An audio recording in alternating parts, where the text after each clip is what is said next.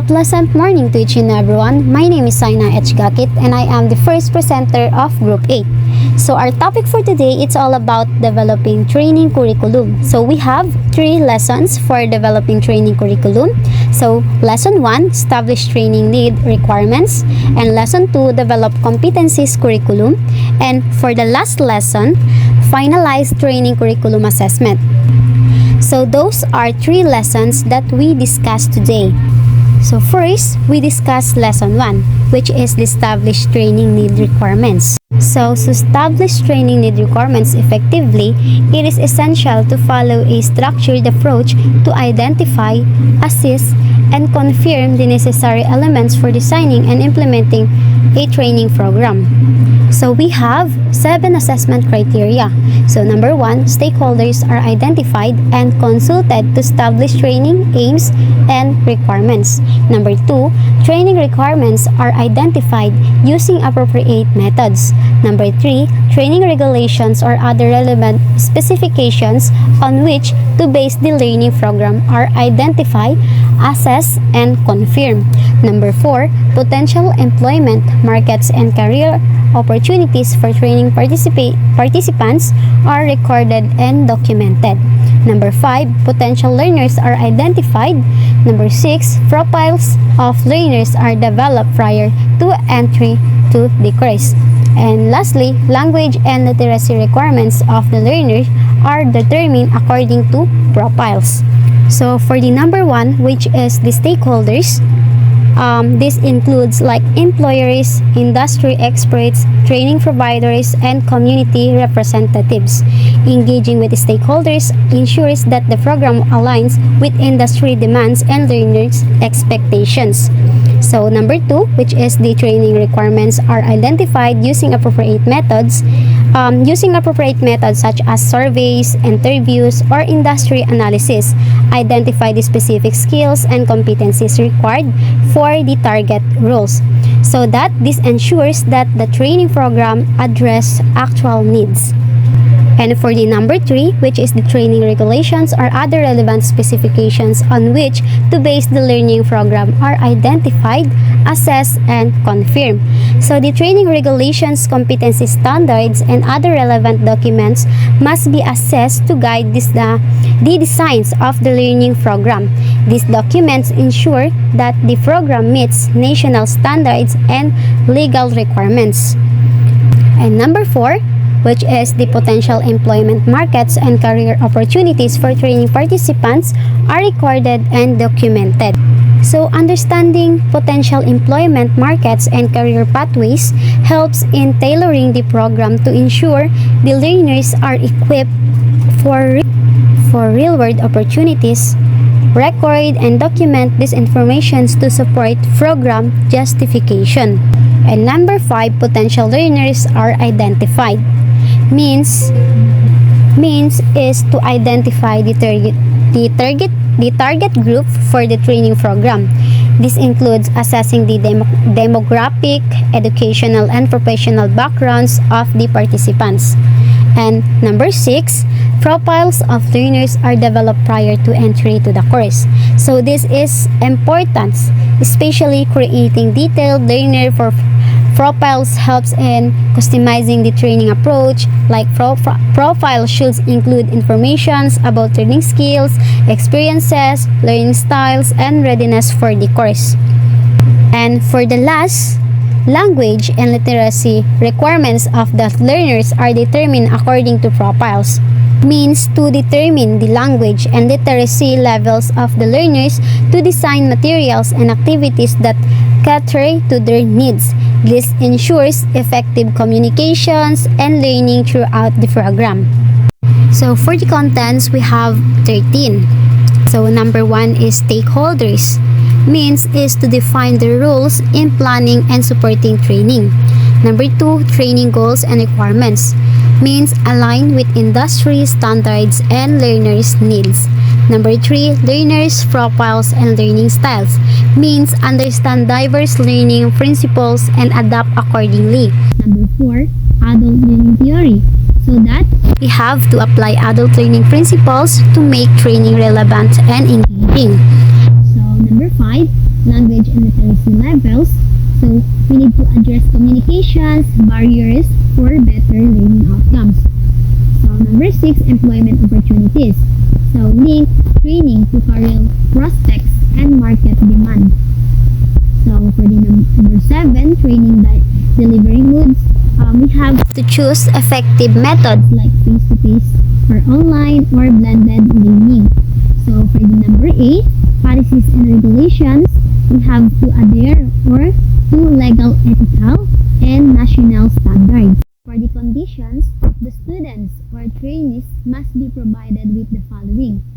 So the training resources, we have 6 training resources, which is the reference, audio video materials, modules, target stakeholders, training regulations and competency standards, policies, regulations, code of practice manual.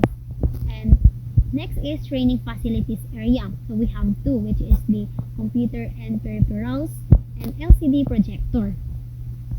Let's explain or discuss about the training resources, which is the references.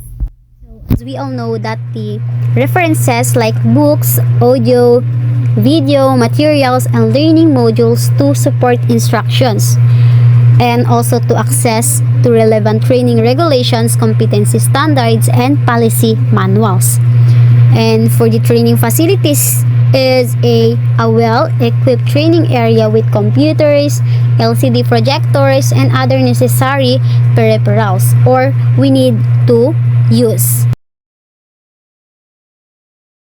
Good day everyone. So I am Jornalyn A. Asamad and I am the second presenter. So my topic for today is all about the develop competency based curriculum.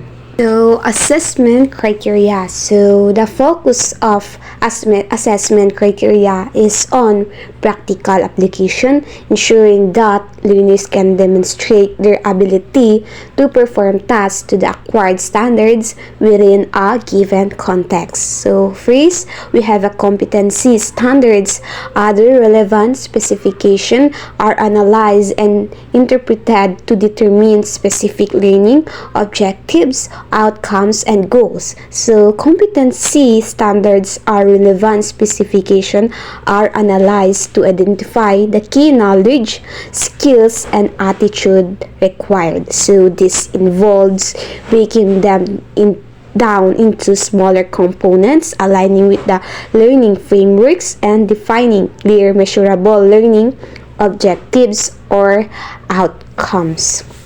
So for the second, we have competency to be acquired by the learner are clearly specified. So when competency to be acquired by the learner are clearly specified, it means that the skills, knowledge, and attitudes learners need to develop are explicitly stated. So this clarity helps both educators and learners understand what is expected and ensure that learning process is goal-oriented. Okay.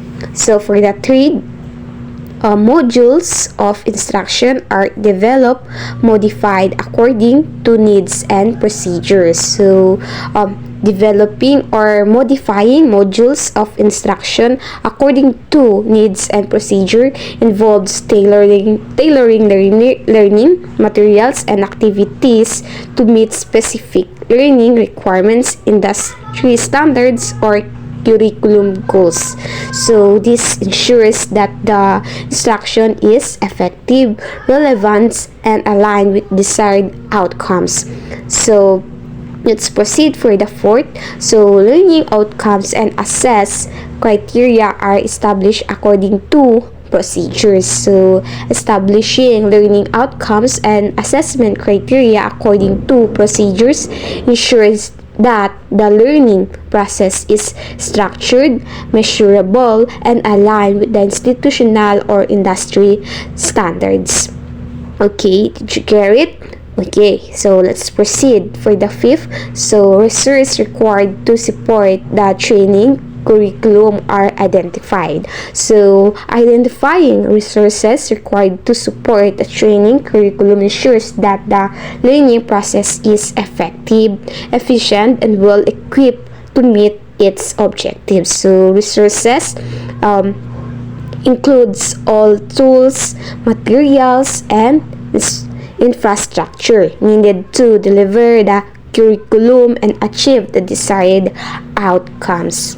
Okay, for the sixth, training curriculum is designed based on the requirements of the competency standards. So, designing a training curriculum based on competency standard ensures that curriculum meets the specific skills, knowledge, and attitude required for a particular job, task, or industry role. So, competency standards serve as the guideline for what learners need to achieve, and the curriculum is structured to meet this requirement effectively. So for the seventh, course entry and exit points are linked to occupational and educational educational opportunities. So course entry and exit points being linked to occupational and educational opportunities means that the starting and ending points of educational program are intentionally designed to align with career pathways and further learning outcomes. Okay, so for the eighth, prerequisite for the course for specific units modules within the course are identified and documented. So identifying and documenting prerequisites for a course it is specific units modules is a key aspect of course design. So prerequisites are the knowledge, skills, or qualification that a learner must have before enrolling in a course or specific modules. So these requirements help ensure that the students are adequately prepared for the content and challenges that they will encounter, promoting a smoother learning experience and better outcomes. Okay, did you get it? Okay, so let's proceed to the ninth. So the delivery strategies and assessment methods are determined. So delivery strategies and assessment methods are crucial components of any training or educational program. These elements define how content is taught, how students engage with the materials, and how their progress is evaluated. So by carefully selecting delivery strategies and assessment methods, educators ensure that learning objectives are met and students are supported in achieving the desired outcome. The last one, trainers qualification to implement the course is specified. So specifying the trainer's qualification to implement the course is important for several key reasons. So ensuring that the course is delivered effectively, professionally, and to the highest standards. So the trainer's qualification provide insurance to both learners and institutions that the individual leading the course has the necessary knowledge, skills, and experience to teach the content competently. And for the content, so we have training, regulation, competency standards, and relevant specifications. So training, regulations, competency standards, and relevant specification are essential components of any training program. So they ensure that the training provided is of high quality, aligns with industry requirements, and meets the needs of both learners and employers. So for the second, CBC development procedure. So Competency-based curriculum development procedures are essential steps followed to design, implement, and assess an educational program or training course that focuses on the acquisition of specific competencies or skills. Then for the training delivery modes of CBT, so training delivery modes in competency-based training or CBT refers to the various approaches and method used to deliver training and facilitate learning. So these delivery modes are tailored to ensure that learners can achieve the required competencies, whether through practical experiences or theory-based instruction or a combination of both. Then for the third, training delivery methods of CBT.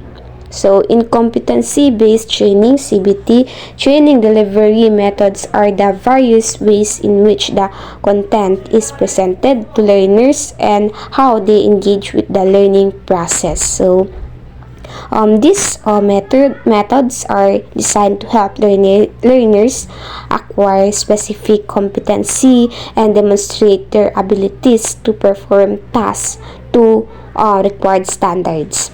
Then for adult learning theory, adult learning theory is also known as the andragogy. So it's a framework that explains how adults learn differently from children. So developed by the Malcolm Knowles in the 1960s, the theory outlined principles and strategies for designing and delivering effective adult education. So adult learners have distinct characteristics, needs, and motivation that must be addressed to ensure meaningful learning experience. Then for the next, relevant policies, legal requirements, codes of practice, and national standards. So relevant policies, and legal requirements, codes of practice, and national standard refers to the regulations, laws, and established guidelines that govern the planning, delivery, and assessment of training programs. So particularly in fields like education, vocational training, and competency-based training. So yan.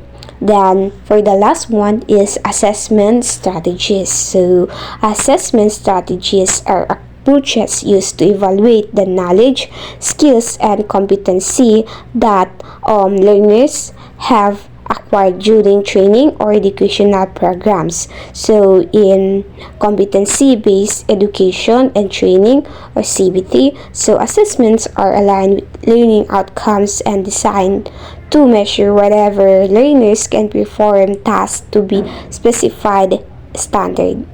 So for the conditions, so the students, trainees must be provided with the following training resources. We have references, books, and audio, video materials, procedures manual, and training regulation, competency standards, and relevant specifications. So for the training facilities area, we have computer and peripherals and LCD projector. Methodologies, so we have group discussion, simulation, lecture, and self-learning instructions.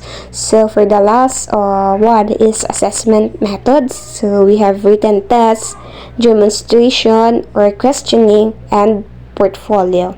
And that's a pleasant day, and I'm the last reporter, and I'm going to represent finalist training curriculum assessment, and I'm Idris Zarina A.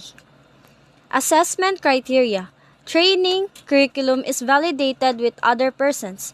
Suggestion, recommendation are incorporated in the curriculum according to validation result. Finalized curriculum document is submitted to appropriate personnel. Contents: curriculum development cycle, validation process, documentation policies, personnel may involve in validation. Conditions: the students or trainees must be provided with the following: training resources, references or books, audio video materials, modules or manuals, tools, materials or consumables, feedback mechanism or instrument, training facilities or area, computer and peripherals, LCD projector, and other personnel. Methodologies: lecture or group discussion, stimulation, self-learning instruction, blended delivery methods. Assessment methods: written tests, demonstration or questioning, and portfolio.